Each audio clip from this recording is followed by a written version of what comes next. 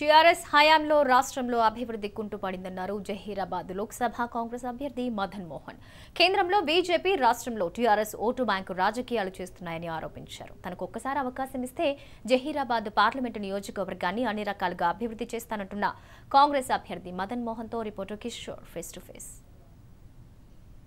రాష్ట్రంలో లోక్సభ ఎన్నికల హడావిడి కనిపిస్తుంది. ముఖ్యంగా జహీరాబాద్ పార్లమెంట్ నియోజకవర్గంలో ఇప్పటికే అభ్యర్థులు నామినేషన్లు కూడా దాఖలు చేస్తున్నారు. ఇటు కాంగ్రెస్ తరఫున ఇటు మదన్ మోహన్ గారు నామినేషన్ దాఖలు చేశారు. అటు ప్రజల్లోకి కూడా వెళ్తున్నారు. ప్రస్తుతం మనతో మదన్ మోహన్ గారు ఉన్నారు. చెప్పండి, ఇప్పుడు రెండోసారి జహీరాబాద్ లోక్సభ స్థానం నుంచి కాంగ్రెస్ తరఫున మొదటిసారిగా మీరు నామినేషన్ దాఖలు చేశారు, ప్రజల్లోకి వెళ్తున్నారు. ఎలా ఉన్నాయి పరిస్థితులు? చాలా జహీరాబాద్ పార్లమెంట్ కాంగ్రెస్ అభ్యర్థిగా పోటీ చేయడం చాలా సంతోషం.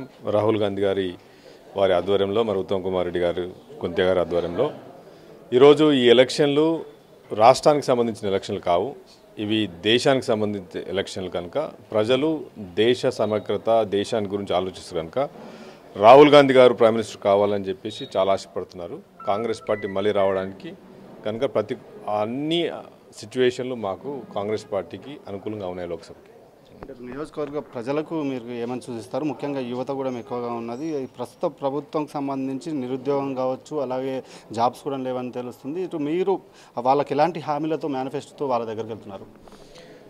మొట్టమొదటిగా నేను యువతకు ఉద్యోగాలు కావాలి అంటే నిరుద్యోగం లేని జహీరాబాద్ పార్లమెంట్ చేయాలన్నదే నా ఆశ, నా కళ. ఎందుకంటే నేను మొన్న కామారెడ్డి ప్రాంతంలో, జహీరాబాద్ పార్లమెంటు అతిపెద్ద పట్టణం కామారెడ్డి ప్రాంతం, కామారెడ్డిలో నేను టాటా వాళ్ళని, అంటే Tata is a very big company, చాలా పెద్ద కంపెనీ, టాటా వాళ్ళని నేను కామారెడ్డి తీసుకొచ్చినప్పుడు 34,000 మంది నిరుద్యోగులు జాబ్ మేళకు అటెండ్ అయ్యారు. దానిలోంచి 600 మందిని సెలెక్ట్ చేసి ఈరోజు సొంత డబ్బులతో షబ్బీర్ గారు కూడా ఉన్నారు. వారి అధ్యయంలో అందరం కలిసి నేను హైటెక్ సిటీలో వాళ్ళకి ఉద్యోగాలు ఇప్పించి, ట్రైనింగ్ ఇప్పించి, హాస్టల్స్ కల్పించి జాబ్లు వచ్చినాయి. కనుక నేను జహీరాబాద్ పార్లమెంట్ ఎంపీ గెలిచిన తర్వాత ఈ ప్రాంతంలో ఫుడ్ ప్రాసెసింగ్ ఇండస్ట్రీ తీసుకొచ్చి యువతకు ఉపాధి కల్పించి టెక్నాలజీ బేస్డ్, ఎందుకంటే నేను చాలా టెక్నాలజీ కంపెనీస్ 24 దేశాల్లో నేను రన్ చేస్తున్నాను, నడిపిస్తున్నాను. కనుక వాళ్ళకి ఇక్కడ టెక్నాలజీ బీపీఓ సెంటర్స్, అంటే business centres, KPO centre, knowledge centres తీసుకొచ్చి మండలంలో కానీ, కామారెడ్డిలో కానీ, జహీరాబాద్లో కానీ, మెయిన్ పట్టణాలు టెక్నాలజీ సెంటర్స్, కాల్ సెంటర్స్ పెట్టించి జాబులు ఇప్పించడం, ఫుడ్ ప్రాసెసింగ్ పెట్టించి ఫుడ్ ప్రాసెసింగ్లో జాబులు ఇప్పించడము, స్మాల్ స్కేల్ ఇండస్ట్రీ తీసుకురావడం అనేది నా కోరిక. ముఖ్యంగా పార్టీ పరిస్థితి, గత ఎన్నికల్లో ఎల్లారెడ్డి ఒకటి కాంగ్రెస్ కైవసం చేసుకున్నది. పార్టీ పరిస్థితి ఏ విధంగా ఉంది? ఎలా గెయిన్ చేయగలుగుతున్నారు? అందరినీ సమన్వయం చేసుకోగలుగుతున్నారా? మొన్న నేను నామినేషన్ వేసినప్పుడు మొత్తం 7 కాన్స్టిట్యుయెన్సీల మా ఇన్ఛార్జీలు ఎవరైతే ఎమ్మెల్యేగా పోటీ చేసిన వాళ్ళందరూ రావడం, పెద్ద పెద్ద అతిరథ మహారాజులు మా దాంట్లో ఉన్నారు. షబ్బీర్ గారు, దామోదర్ నరసింహ గారు, గీతారెడ్డి గారు, సురేష్ శెట్కర్ గారు, గంగారాం గారు, మరి మొన్ననే గెలిచిన ఎల్లారెడ్డి భారీ మెజార్టీతో గెలిచిన సురేందర్ గారు, బాలరాజు గారు అందరు రావడం, మరి డీసీసీ ప్రెసిడెంట్స్ రావడం, అందరం కూర్చుండి వ్యూహం మాట్లాడుకోవడం, మరి మా నామినేషన్ రోజు కూడా అందరు అటెండ్ అవ్వడం, అన్ని కలెక్ట్తో 25వ తారీఖు నుంచి ప్రతి నియోజకవర్గంలో కార్యకర్తల సమావేశం పెట్టుకున్నాం. 28 వరకు 7 నియోజకవర్గాలు కంప్లీట్ చేసుకొని ప్రజలకు వెళ్ళిపోతున్నాం. చివరిగా నియోజకవర్గ ప్రజలకు ఏం చెప్తారు?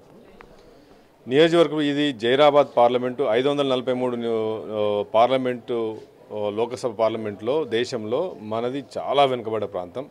నేను ఎంపీ గెలిచిన తర్వాత ఈ ప్రాంత వాడినే, ఇక్కడే కామారెడ్డిలో నేను పుట్టి పెరిగిన వాడిని.